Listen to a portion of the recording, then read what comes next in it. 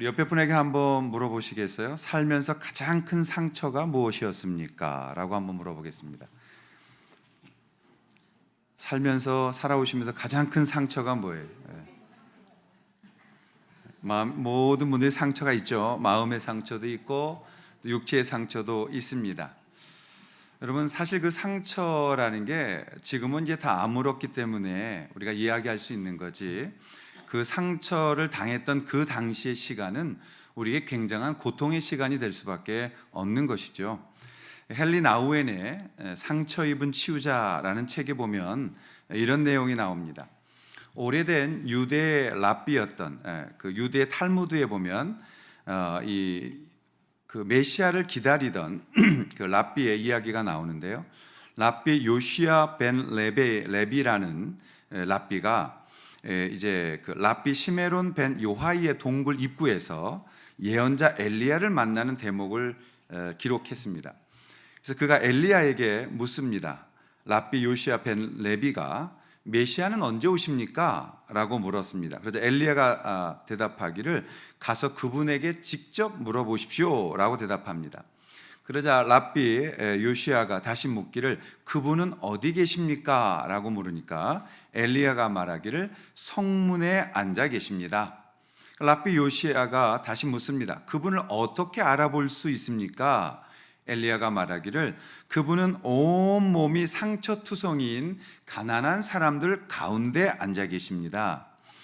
사람들은 자신의 상처를 한꺼번에 다 풀었다가 다시 한꺼번에 싸매지만 그분은 한 번에 하나씩 한 군데씩 상처를 풀었다가 다시 싸매십니다. 그러면서 그분은 아마 내가 필요하게 될 거야, 그때 잠시도 지체하지 않기 위해 나는 항상 준비하고 있어야 해 라고 혼잣말을 하고 계실 겁니다.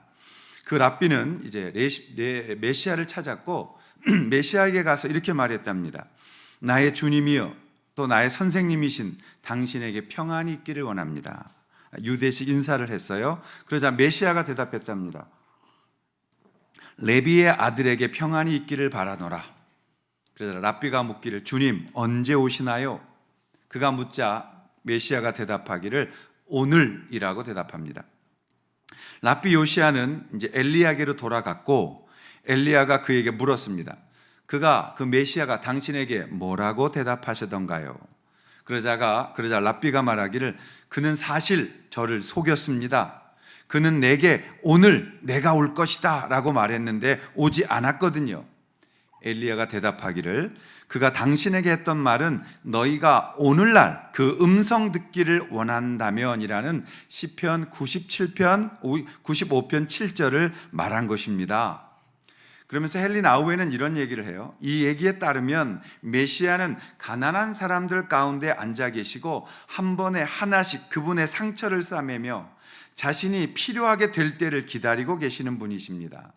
그것은 우리 사역자들도 마찬가지입니다. 사람들이 해방될 수 있다는 그 첫 번째 징후를 명백하게 제시하는 것이 사역자의 의무이므로 그는 자신이 그러한 역할이 필요하게 될 순간을 기다리며 조심스럽게 자신의 상처를 싸매고 있었던 것처럼 우리 사역자들도 언제나 주님이 부르실 때를 준비하면서 우리의 상처를 싸매고 나갈 준비를 하고 있어야 됩니다 라는 말을 하는 것입니다. 거기서 나왔던 아주 유명한 말이 상처 입은 치유자라는 것이에요. 우리 모든 사역자들도 상처 입은 치유자가 되어 또 다른 상처 입은 자에게 나갈 준비가 되어 있는 것, 그것이 바로 오실 메시아를 기다리는 마음이라는 것입니다. 우리는 지나치게 우리의 상처가 눈에 띄는 시대를 살아가고 있습니다. 오늘날 우리가 겪는 외로움과 고립됨의 상처가 이렇게 큰 시대가 있었는가를 생각하게끔 만드는 그런 상처의 시대를 살아가고 있습니다. 아니, 앞으로 점점 더 현대인의 인간 상실의 증상은 더욱 커져가게 될 거라고 생각을 합니다. 저는 이 헨리 나우엔의 이 말을 아주 많이 공감하면서 사실 사람들을 많이 만나는, 그리고 또 많은 사람들과 함께 해야 되는 그런 목사로서 많이 받는 것이 소외감이에요. 청중 속에서 또는 대중 속에서 받는 소외감은 굉장히 고독스럽습니다. 그래서 단절되어지기도 하고 고독되어지는, 즉 외로움, 많은 사람들을 만나고 혼자 방에 있을 때 다가오는 공허함, 이런 것들이 제일 힘든 것 같아요. 사실 분주하게 주일에 사역을 합니다. 온통 모든 일주일이 주일을 준비하는 인생이 되어지는 거죠. 그래서 주님을 향해 초점을 맞추고 주일을 다 준비하고 주일 예배가 다 드려지고 되고 집에 돌아가면 저에게 있어서는 피곤이 몰려와요. 잠시 이렇게 좁니다. 몸이 워낙 이제 힘들어지니까. 그리고 나서 눈을 뜨면 10시나 11시가 되어져요. 그럼 그때부터 저만의 시간을 갖습니다.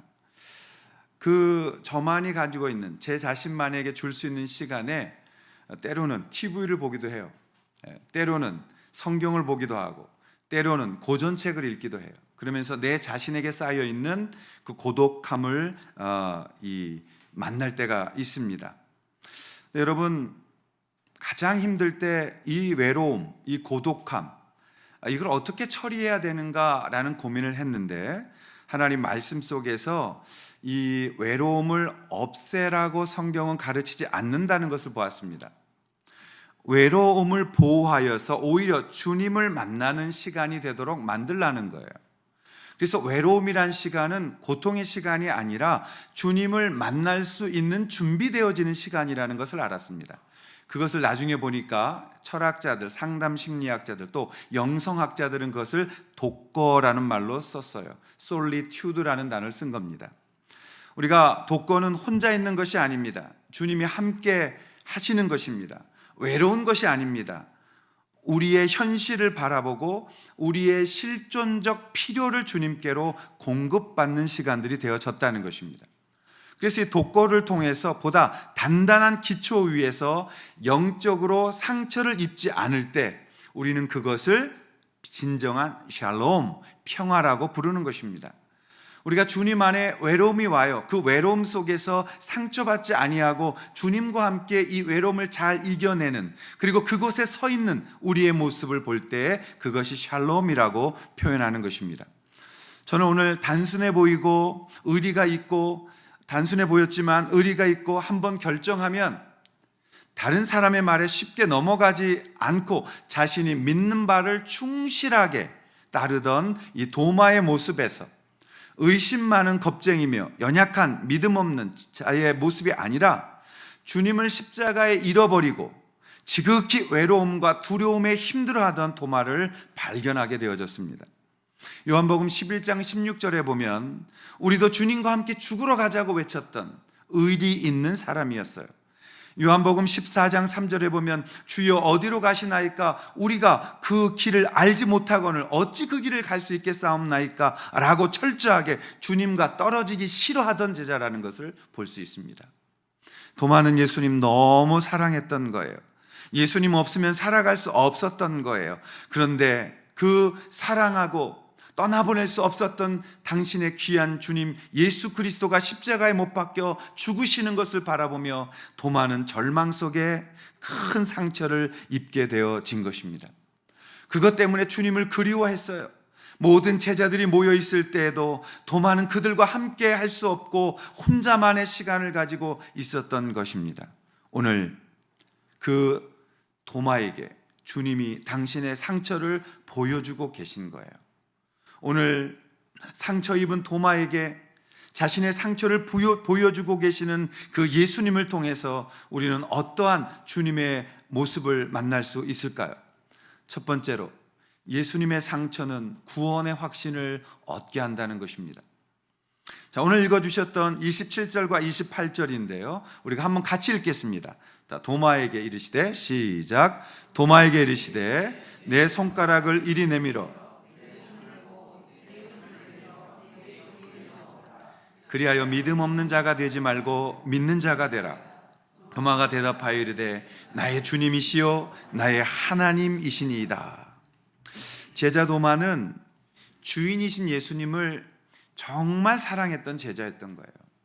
그 사랑했던 예수님이 십자가에서 비참하게 죄인으로 죽으신 겁니다. 여러분, 이 충격이 얼마나 컸겠습니까? 여러분, 입장 바꿔서 우리가 정말 사랑했던 누군가가 우리를 떠나는 것도 가장 큰 스트레스죠. 그런데 그 떠나는 사람이 아름답게 죽지도 못하고 비참하게 십자가에서 철저하게 피와 모든 걸 흘리시고 그리고 죄인으로 죽었다는 사실은 아마 그 예수님을 사랑했던 사람들에게는 어마어마한 마음의 상처가 될 수밖에 없었다는 겁니다. 그 상처를 입었던 도마에게 있어서 예수님의 죽음은 큰 트라우마가 된 것입니다. 오늘날 21세기를 들었으면서 이 트라우마라는 이 단어가 대단히 큰 인기를 끌고 있습니다. 이것은 외상 후 스트레스 장애라는 것을 말하는 거예요.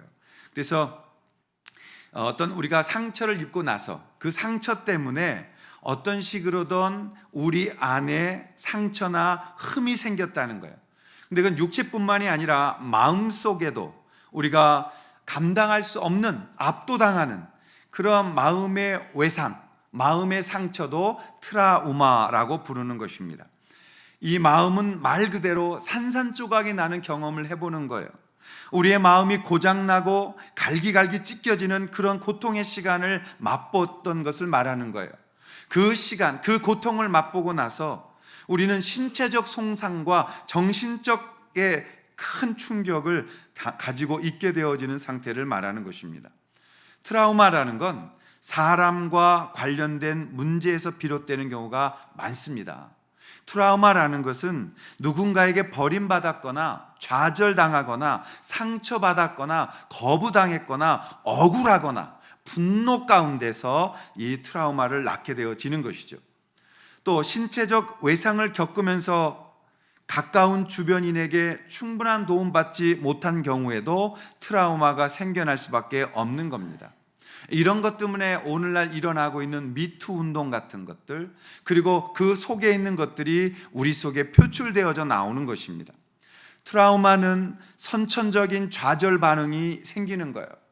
그리고 트라우마를 갖게 되면 수치심이 우리 가운데 몰려오는 거예요. 그리고 그 속에서 우울증이 생기기 시작합니다.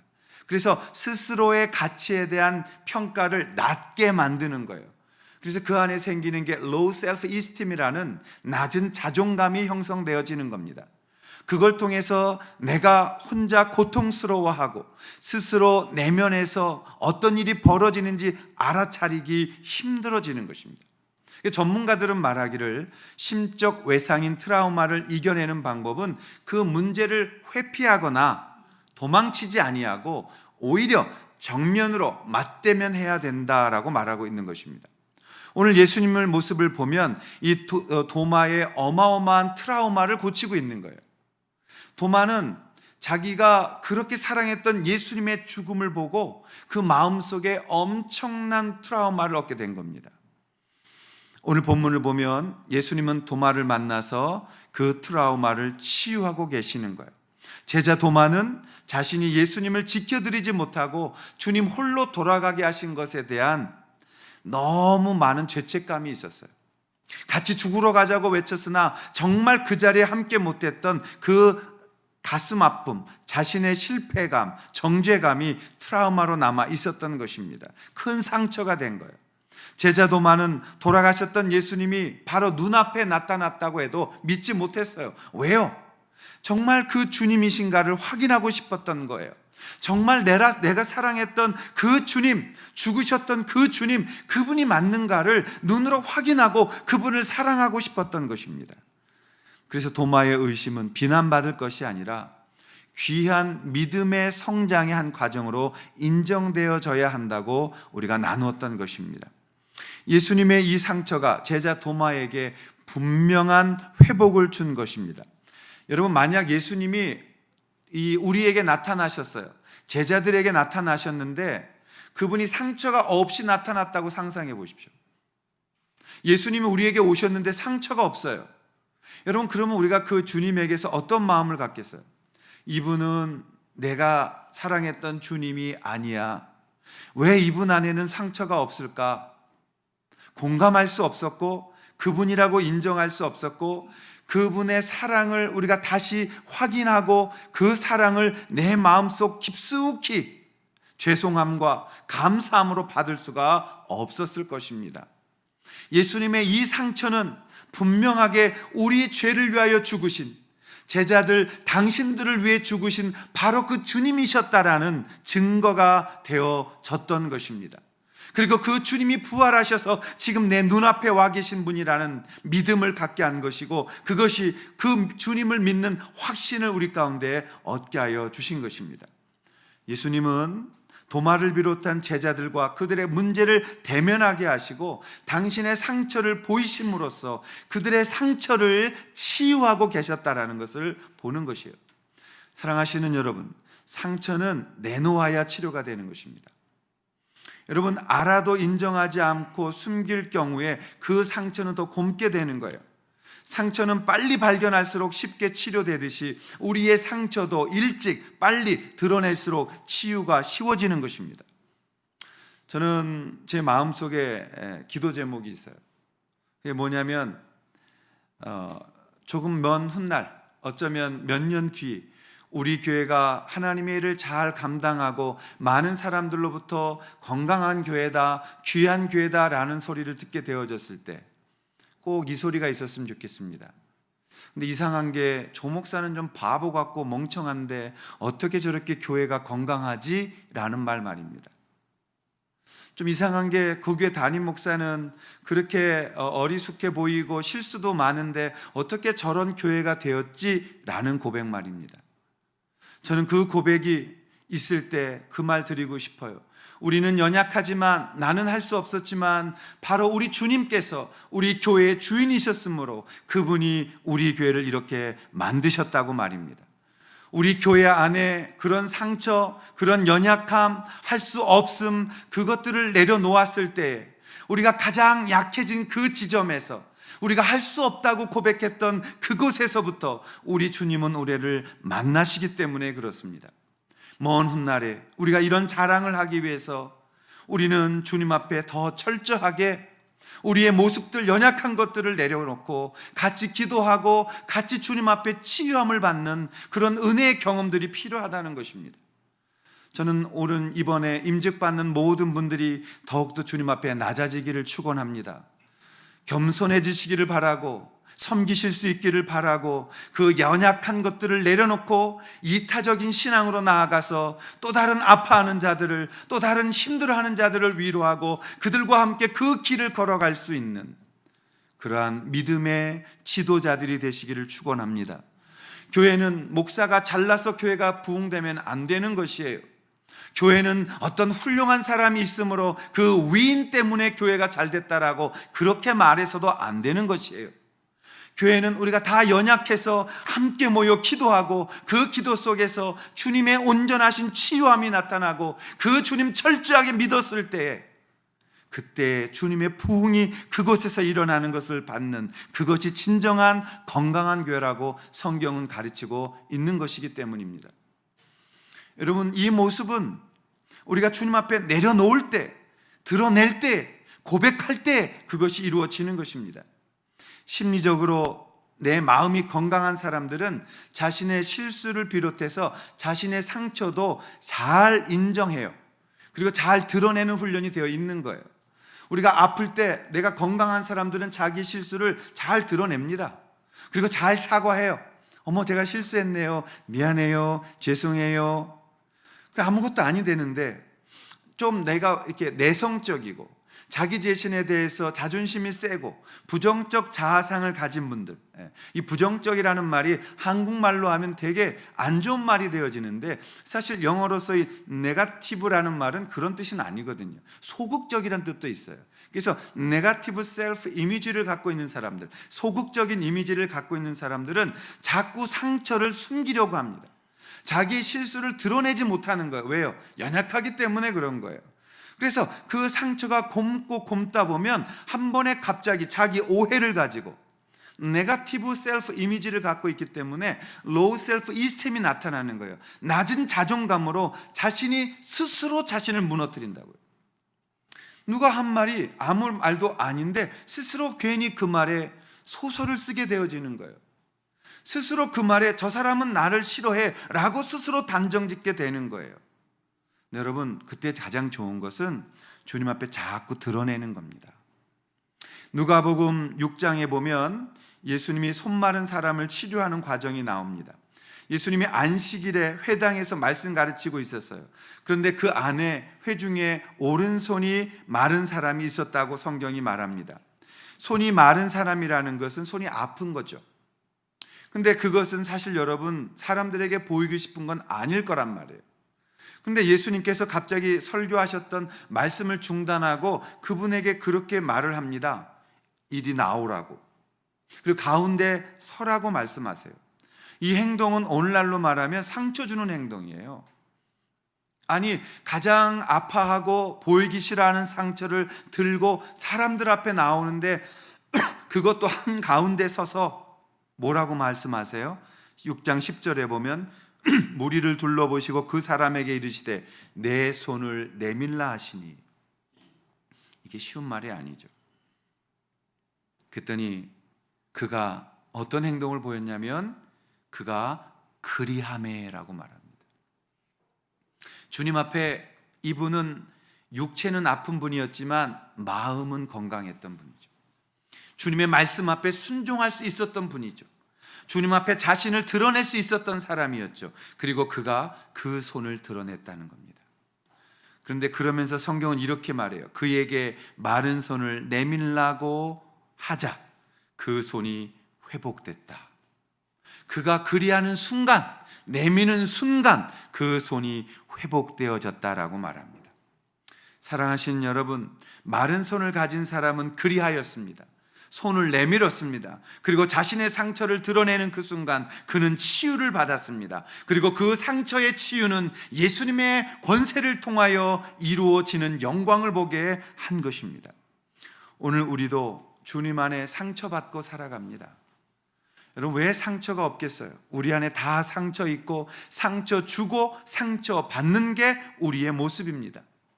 그럼 교회 안에서는 상처가 없나요? 아니요. 교회 안에서도 여전히 상처 주고 상처 받는 거예요. 세상하고 별반 차이가 없는 거예요. 그러나 교회가 가장 큰 차이점은 뭐냐면 그 상처를 끌고 들어가 내 고름으로 만들지 아니하고 그 상처를 내놓고 같이 기도하고 같이 주님 앞에 엎드릴 수 있을 때 그때 주님의 임재하심과 치유함이 만들어지는 것입니다. 오늘 제자 도마는 주님께 순종했고 그 상처를 바라봄으로 치유를 얻게 되어진 거예요. 그리고 바로 28절에 이 고백을 드리잖아요. 나의 주님이시요 나의 하나님이시나이다. 여러분, 예수님께서 제자들 가운데 가장 큰 칭찬을 주었던 제자가 베드로였습니다. 베드로가 많은 칭찬 중에 엄청난 칭찬을 받았어요. 그리고 그 고백 위에 교회는 세워졌습니다. 마태복음 16장 16절에 보면 제자들이 밖에 다니면서 예수님에 대한 소문을 듣고 옵니다. 그러자 예수님이 너희들은 나를 누구라고 생각하냐라고 물어보니까 베드로가 용감 있게 대답을 했어요. 주는 그리스도시요 살아계신 하나님의 아들이십니다. 그 말을 예수님이 받으시고는 너무 기뻐하시면서 바요나 시모나 너가 잘하였도다. 너가 이렇게 고백한 것은 너가 한 것이 아니라 하나님께서 주신 것이다. 그리고 너의 이 고백 위에 내 교회를 세울 것이니 어떠한 음부의 권세도 이걸 깨트릴 수가 없을 것이다 라고 말해요. 오늘 28절에 도마가 그 칭찬을 받습니다. 나의 주님이시요 나의 하나님이십니다 라는 베드로가 받았던 이 엄청난 고백 속에서 감격과 기쁨의 신앙 고백을 드리고 있는 것을 보게 되어지는 것이에요. 사랑하시는 여러분, 오늘 예수님을 사랑하기 원하는 모든 분들이 예수님의 상처를 통해서 우리의 상처가 치료되어지고 그 예수님의 상처를 바라봄으로 구원의 확신, 나의 주님이시요 나의 하나님이시다라는 이러한 거룩한 고백이 우리 가운데서도 도마처럼 이루어질 수 있기를 주님의 이름으로 축원합니다. 그렇다면 또 하나, 오늘 본문의 예수님의 상처는 우리에게 어떤 의미가 있을까요? 두 번째로 그것은 예수님의 상처는 생명이 흐르게 한다는 것입니다. 오늘 읽어주신 본문 29절에 예수께서 이르시되 너는 나를 본고로 믿느냐 보지 못하고 믿는 자들은 복되도다 하시니라. 근데 이 구절을 보면 여러 성경에 너는 나를 본고로 믿느냐라는 물음표가 찍혀 있듯이 되어져 있어요. 사실 이 구절을 여러 사본을 보게 되어지면은 몇몇 소문자 사본들에게 있어서 의문 부호를 붙여놓은 게 있습니다. 사본들 중에. 그래서 이게 마치 의문문처럼 번역된 거예요. 너는 나를 본고로 믿느냐? question. 그런데 여러분, 근래 들어서 많은 주석가들은 이 구절을 평서문 내지는 감탄문으로 해석하는 분들이 많이 생겨나고 있습니다. 재밌는 해석이에요. 근데 그 내용은 아주 많이 달라지는 거예요. 너는 나를 본고로 믿느냐? 도마야, 의심쟁이야, 이렇게 되는 거잖아요. 근데 이걸 평서문으로 읽으면 이렇게 되는 거예요. 도마야, 이제 내가 나를 보고 믿게 되었구나. 아주 다른 의미가 되는 거예요. 이제 너가 나를 보고 믿는구나. 이것은 기쁨의 말씀이 되어지는 것입니다. 저는 본문을 그대로 읽어보면, 그리고 앞뒤에 전후 문맥을 읽어보면 이것은 마땅히 평서문 내지는 감탄문으로 해석하는 게 훨씬 더 바른 문맥이라고 저 개인은 그렇게 믿습니다. 도마에게 말합니다. 도마야, 너가 와서 나를 보고 이제는 믿게 되었구나. 기뻐하시는, 그리고 그것을 받아주시는 그 주님의 모습을 우리가 보게 되어지는 것입니다. 그리고 이렇게 말합니다. 도마와 제자들에게 그 예수님 요한을 통하여 이렇게 말씀하셨습니다. 31절에 오직 이것을 기록함은 너희로 예수께서 하나님의 아들 그리스도이심을 믿게 하려 함이요 또 너희로 믿고 그 이름을 힘입어 생명을 얻게 하려 하심이라. 여러분, 우리가 구원의 확신만이 아니라 주님의 생명을 얻게 한다라는 거예요. 그리고 이 얻은 생명이 예수님의 상처를 통해 우리에게 왔던 것처럼 또다시 우리의 상처를 통해서 다른 사람에게로 흘러가기를 원하고 계신다라는 것입니다. 예수님이 도마에게 부활 후에 고난의 상처를 보이신 궁극적인 이유가 바로 이 생명을 주시기 위해서라는 것입니다.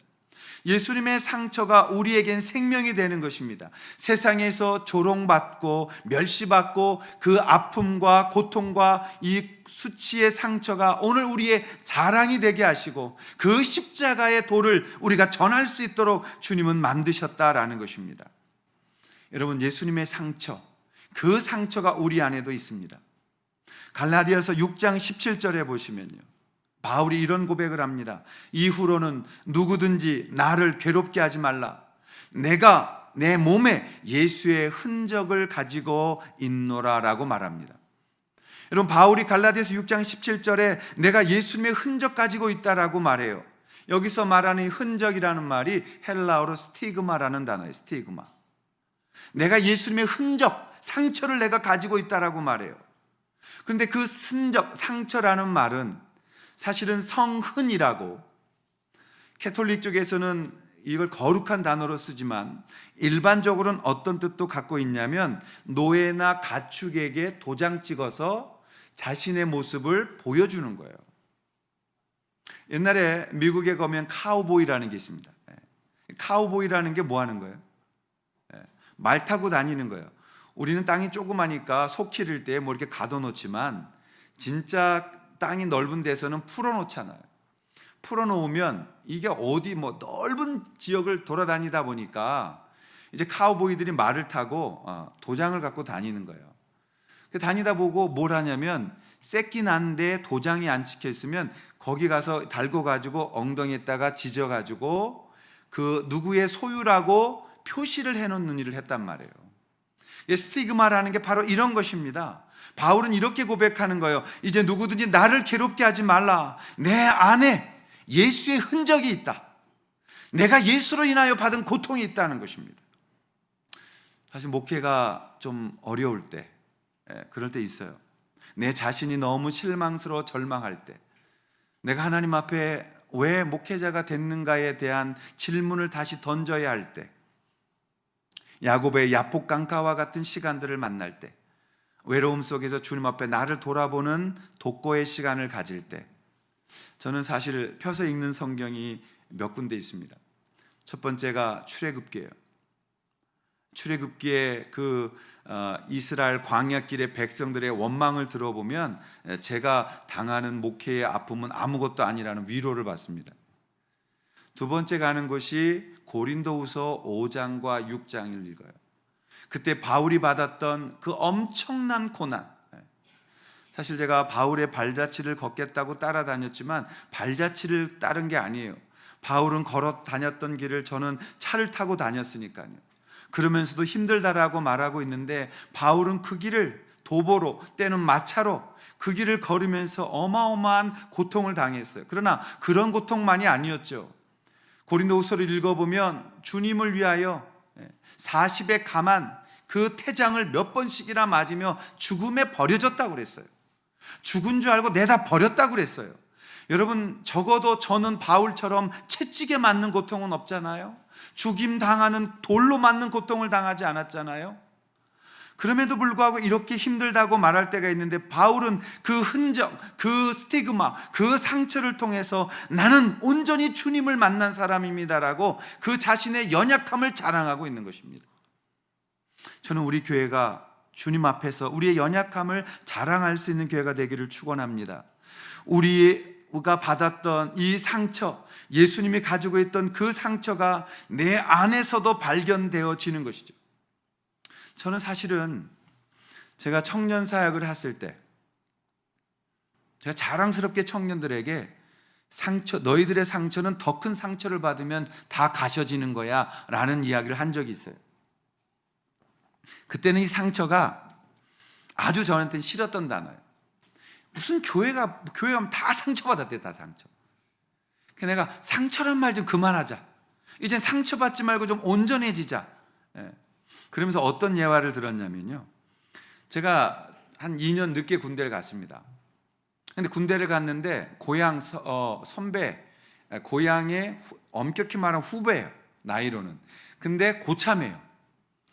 이 친구는 말년이었어요. 근데 제가 이제 이등병으로 군장 메고 이제 자대 배치를 받으러 갔단 말이에요, 군대에. 그런데 감기 몸살이 굉장히 심하게 걸렸어요. 제가 사실 이비인후과 쪽이 안 좋아, 이게. 선천적으로. 지금도 굉장히 몸살기가 있는데 가니까 막 이게 군대 적응이 안 돼가지고요, 막 땀이 질질질 나면서 열이 막 고열이 생긴 거예요. 그래서 딱 똑바로 앉아 있는 거지, 이등병이니까. 그래서 고참이 와가지고 힘드냐 그러는 거예요. 이병 조상훈 괜찮습니다. 이러지. 공기 빡 들어가지고. 좀 이따 다시 와가지고 힘들지? 괜찮습니다. 에이, 힘들잖아. 괜찮습니다. 괜찮아, 내가 고향 선배인데 어때? 이러면서 힘들지? 그걸 못 견디고 제가 고백을 했어요. 조금 힘듭니다. 이렇게. 그랬더니 안색을 확 바꾸면서 뭐라 그러면 이 빠져가지고 그러더니만 완전 군장 꾸려가지고 연병장 뛰어 그러더라고요. 죽이고 싶었어요. 그래가지고 완전 군장 꾸려가지고 그걸 매면서 군기 황립 하고 뛰는 거야. 그냥 이를 갈고 뛰었어요. 너 두고 보자, 어디. 넌 제대하면 넌 가면 죽었어, 이제는. 아주 이를 팍 깨물고 뛰어서 그냥 그 인간 얼굴만 떼올리면서 넌 죽었어 이러고 뛰는 거야, 그 아픈 몸을. 근데 여러분, 한 바퀴, 두 바퀴, 세 바퀴 도니까 땀이 나기 시작하는 거예요. 그러고 나서 나중에는 온몸이 가벼워지고 치유가 일어나더라고요. 그래서 제가 이 경험을 가지고 매번 우리 청년들에게 그런 거예요. 상처는 조금 받아서 그래. 진짜 세게 받으면 다 고쳐져. 일어나, 상처를 뛰어넘어서 걸어가자. 막 이렇게 청년들을 막 다독거렸어요. 근데 어느 날 진짜 내가 상처를 입으니까 못 일어나겠더라고요. 그럼 물었어요. 하나님, 내가 이게 못 일어나겠어요, 오늘. 그리고 제 상처를 계속 쳐다보면서 아파하고 있었어요. 여러분, 그때 놀라운 주님 환상을 보이셨습니다. 제가 아파하고 있는 그 상처 속에 예수님이 앉아 계시더라고요. 그때 배운 게 그거예요. 상처는 극복해야 될 것이지만 동시에 그 상처 속에 예수님 계셨구나. 그 상처 안에 주님이 거하고 계셨구나. 그 상처 때문에 내가 예수님 고민하게 되고, 그 상처 때문에 예수님 앞에 기도하게 되고, 그 상처 때문에 주님 매달리게 됐구나. 그래서 고백했어요. 주님, 제가 상처 잘못 알았어요. 상처는 극복해야 되는 것만이 아니라 상처 안에 계신 주님을 바라보면서 내가 그 상처를 치유받아야 되는 것이군요. 예수님 정말 사랑하고 있는 것이라면 우리 안에 상처 있습니다. 여러분, 예수의 상처가 여러분 안에 보이지 않는다면 이렇게 말씀드리고 싶어요. 정말 여러분 예수님 때문에 손해본 적 있고 상처받은 적 있고 정말 예수님 온전히 사랑한 적이 있으시냐고요. 그 상처 속에서, 그 예수님 때문에 받은 아픔 속에서 내가 죽는 것입니다. 그 상처 속에서 나는 죽고 예수님의 살이 돋아나는 것이에요. 그 상처 속에서, 그 피 흘림 속에서 그 피가 쏟아지고 예수의 피가 보이는 것입니다. 저를 비롯한 오늘 모든 성도들이 그 상처받기 싫어서 예수님 피에 도망치고 다니는 것 아닙니까? 그 상처가 싫어서 나에게 맡겨주신 십자가의 그 길 걷고 있지 아니하고 그 자리에서 도망치고 있는 것 아닙니까? 제자들처럼 말이죠. 상처받을까 봐, 고통받을까 봐, 죽임당할까 봐 그 예수님 배반해버리고 도망쳤던 그 제자들처럼 오늘 내 해야 될 자리에서, 내가 감당해야 될 자리에서 이 상처가 싫어서 우리는 다 도망치고 있는 모습을 보는 거예요. 그렇다면 여러분 예수님 믿고 있는 거 아닌 거죠. 내 의에 의해 살아온 거죠. 예수님 정말 믿었다면 그 피 묻은 십자가 앞에 나와서 도마처럼 그 예수님 만나야 되는 거죠. 그리고 주님, 나의 주님이십니다, 나의 하나님이십니다라는 고백 드려야 되는 거죠. 그리고 더 이상 그 상처는 나의 상처가 아니라 주님의 영광의 스티그마가 되어져야 되는 것이죠. 그리고 당당하게 바울처럼 고백할 수 있어야죠. 아무도 나를 괴롭게 하지 말라. 내 안에 예수 그리스도의 상처가 있다. 내 안에 주님 때문에 가지고 있는 상처가 있다. 내 가슴 열어 보이면 이리 찢기고 저리 찢기고 피 흘리는 그 현장이 내게 있다. 그러나 나는 도망치지 않고 그 자리에서 그 상처 받고 있다. 그 고백이 우리 가운데 필요한 거예요. 여러분, 그 상처 안에 거기서 기쁨이 생기는 거예요. 우리는 그 상처 안에서 승리를 얻는 것이에요. 그 상처 안에서 우리는 예수님의 마음을 얻는 것이에요. 그 상처 안에 여러분 연민 담지 마십시오. 여러분이 받은 상처, 예수님의 상처에 비하면 아무것도 아니에요. 여러분이 받은 고통, 정말 그렇게 주님과 바꿀 수 있는 고통이었을까 싶습니다. 사랑하신 여러분, 여러분의 상처에, 우리의 상처에, 나의 상처에 우리의 아픔 담으면 그것은 단순한 상처가 아니라 흉터가 될 뿐이에요. 그러나 그곳에 예수님 담고 그 예수님 사랑한다고 고백할 때에 그 예수님, 내가 상처받는 길이지만 또 다른 사람을 살려내기 위하여 상처받은 치유자가 되기 위하여 그 길을 갈 수 있다면 그 길 속에 주님 계심을 볼 수 있는 것입니다. 어느 전쟁 영화를 보는데 진한 어떤 씬이 나오더라고요. 자신도 총에 맞아서요, 팔다리가 마비됐어요. 근데 자기 앞에 쓰러져 피 흘리는 그 전우를 한쪽 팔로 기어가서 이로 물고 그 전우를 끌고 들어오는 거예요. 여러분, 우리가 상처 없는 사람이 어디 있어요? 또 그리고 상처 안 받고 어떻게 신앙생활해요? 서로가 상처 주고 상처 받으면서도 여전히 우리 안에 주님 계시기 때문에 그 상처가 아물어가고 그곳에 간증이 생기고 그곳에 주님의 영광이 임하는 거죠. 우리 리더들은 그 상처받기로 결단한 분들 아니에요. 그래서 낮아지는 것 아니에요. 그래서 섬기는 것 아니에요. 도와주고 욕먹는 것 아니에요. 맞습니다. 우리가 주님 안에서 이 일을 감당 안 하면 누가 이 일을 할 수 있겠어요? 이 일이 아무나 할 수 있는 거라면 왜 우리를 부르셔서 이 일을 우리 가운데 맡기셨겠어요? 어느 한 목사님하고 대화를 하는데 목사님이 저한테 갑자기 이런 질문을 하셨어요. 목사님, 하나님 사랑하십니까? 되게 무례한 질문이었어요. 한편으로는 기분이 팡 상하더라고요. 사랑하니까 여기 있죠. 근데 감히 쉽게 대답할 수가 없었어요. 그래서 네, 사랑하는 것 같아요. 그랬더니 그분이 제게 재차 물으시더라고요. 예수님 주신 그 십자가의 사랑으로 주님 사랑하십니까? 대답 못했어요. 그리고 그것이 그날 밤 저의 묵상거리가 되었어요. 정말 내가 주님 안에 주님 사랑하고 있다 고백할 수 있는가? 내가 주님 앞에 힘들다라고 고백도 하고 상처 입었다라고 말하고 억울함도 있고 고통도 갖고 있지만 정말 내가 주님 얼마나 사랑하는가? 그때 주님 말씀하시더라고요. 내 사랑 너한테 보여줬잖아. 내가 너를 얼마나 사랑하는지 보여줬잖아. 그 십자가에서 내가 보여줬잖아. 그 피 흘리심을 통해서 내가 너에게 보여줬잖아. 할 말이 없었어요. 한동안 제 자리에 오랫동안 앉아 있었습니다. 그리고 그 상처를 통해서 새 힘을 얻는 저를 바라볼 수 있었어요. 여러분, 예수님의 상처는 우리를 살리는 거예요.